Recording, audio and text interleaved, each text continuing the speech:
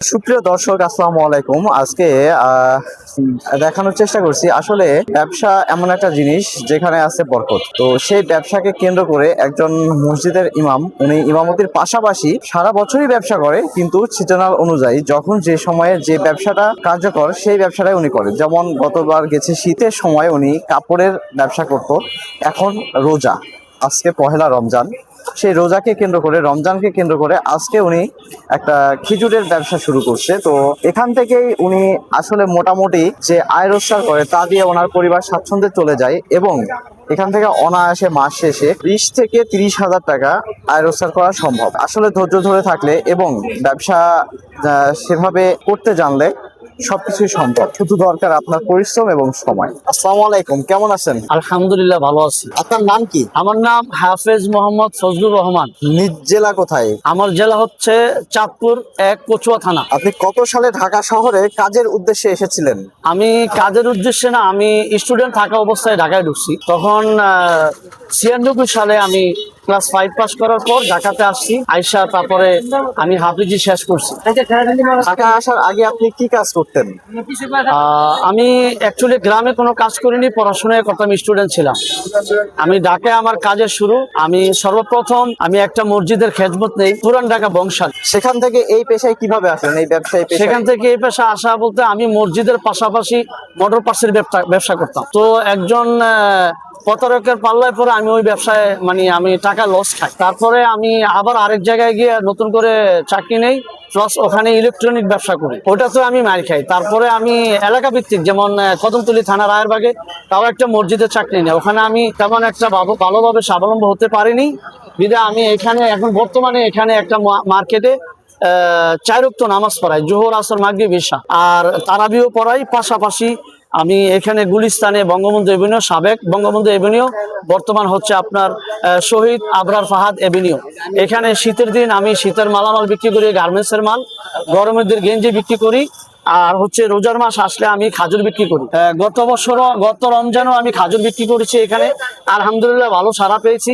এবছরও আমি আবার এই রমজান উপলক্ষে শুধু খাজুর বিক্রি করি। এখানে যারা আছে ওনারা আমার কাছ থেকে এই খাজুর কিনে। বর্তমানে আপনি যে ব্যবসাটি শুরু করছেন, এখানে কত টাকা পুঁজি লাগছে? আপনার এই যে খেজুরের ব্যবসাতে কত টাকা পুঁজির প্রয়োজন হয়েছে? এখানে আমার 50,000 টাকার পুঁজি আছে। আপনি এই ব্যবসাটি কত সালে শুরু করছেন? প্রথম আপনি এই ব্যবসাটা কত সালে শুরু করছেন? এই ব্যবসাটা আমি প্রথম শুরু করছি 2025-এ। বর্তমানে এই ব্যবসার দৈনিক বিক্রি বা সেল কত টাকা? আর দৈনিক বিক্রি 10,000, 8,000 এরকম। আপনার এখানে খেজুরের মধ্যে কোন খেজুরটি সব থেকে বেশি বিক্রি হয়? সবচেয়ে বেশি বিক্রি হচ্ছে এখানে দাপাস, আর হচ্ছে আপনার বড় খেজুরটা। এই খেজুরগুলোর চাহিদা অনেক ভালো এই এলাকায়, সব থেকে এটা বেশি বিক্রি হয়, তাই না? জি জি। আপনার কয়েকটি খেজুরের নাম এবং দাম যদি বলতেন, এখানে যে খেজুরগুলো আপনার আছে। এখানে হচ্ছে আমার এখানে এই যে এই বড় খেজুর আছে, দাপাস খেজুর আছে, আমি 10 কেজির প্যাকেট আনছিলাম, আছে মাত্র 1 কেজি, আর বাকিগুলো বিক্রি হয়ে গেছে। আর এখানে যেহেতু মার্কেট ভিত্তিক, রমনা ভবন স্পোর্টস মার্কেট, ওনারা ওই 50 টাকা, 100 টাকা, 150 টাকা নিয়ে থাকেন। এই জন্য ওনারা এই যে দাপাস খেজুরটা পছন্দ করে, বড় খেজুরটা পছন্দ করে। পাশাপাশি আমি একটু, আমার কাছে আজকে যে দামের যে খেজুরটা আছে মাশরুম, আরেকটা আছে মাশরুম মরিয়ম, এটা আপনার বর্তমানে আমি বিক্রি করতেছি 800 টাকা। আর এখানে আছে জিহাদি খেজুর 350 টাকা। আর যেটা আমরা গরিব ধনী এখন সবাই খেয়ে থাকে, এটা পাকিস্তান ফিওর থেকে এই খেজুরটা আমাদের বাংলাদেশে চলিত, এটাকে আমরা বস্তা খেজুর বলি।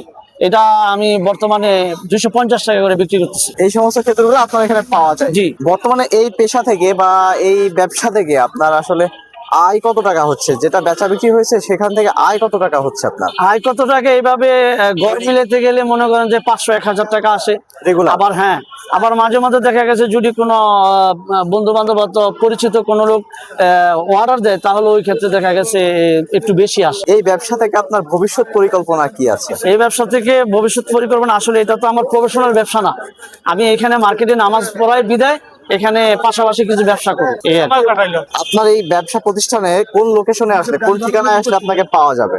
এটা হচ্ছে সাবেক বঙ্গবন্ধু এভিনিউ, বর্তমান শহীদ ফাহাদ আবরার এভিনিউ। এখানে আসলে পাওয়া যাবে। জি, সালমন টেলার্স, সানমন টেলার্সের সামনে আসলে আমাকে পাবেন। এখানে আপনার সপ্তাহে কয় দিন আপনার দোকান খোলা থাকে? আমার এখানে সাপ্তাহিক শুক্রবার ছাড়া প্রতিদিনে খোলা থাকে। কয়টা থেকে কয়টা পর্যন্ত খোলা পাওয়া যাবে? সকাল 10টা থেকে রাত 10টা পর্যন্ত। আপনার এখানে আসার জন্য কেউ যদি যোগাযোগ করে আসে তাহলে আপনার ফোন নাম্বারটা আপনি বলেন। 01942523938। আর একটা বিষয়ে প্রশ্ন হচ্ছে, আপনি কি এই ব্যবসায়িক জীবনে একজন সফল ব্যবসায়িক হিসেবে মনে করছেন নিজেকে?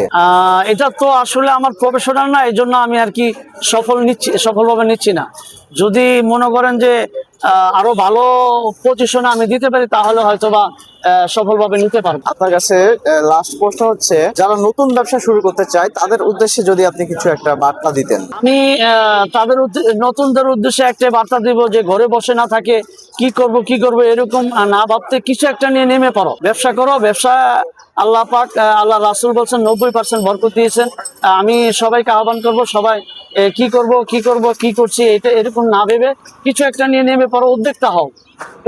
আমি এটা সবার কাছে আহ্বান রাখবো। যে দেখলাম খেজুর কিনছেন, আসলে এখানে যে খেজুর কিনছেন দাম অনুযায়ী খেজুরের মান কি সঠিক রাখা হয় এখানে? না, সঠিক রাখা হয়। এখানে কি প্রায় সময় প্রত্যেক বছরই কি খেজুর কিনে রাখেন? আমি ওনার থেকে প্রত্যেক বছর খেজুর কিনি। এই যে খেজুর কিনছেন না, দেখি খেজুরটা। এই যে খেজুর কেনা হয়েছে না? তো এখানে আপনারা কত বছর যাবত খেজুর কিনতেছেন বা সাশ্রয়ী মূল্যে পান কিনা? এখানে কি কারণে খেজুর কেনা আসলে? খেজুর কিনে ওনার কথা ভালো লাগে, প্লাস এটা ভালো পাই, খেজুরটা ভালো পাই বিধায় ওনার কাছে আসি।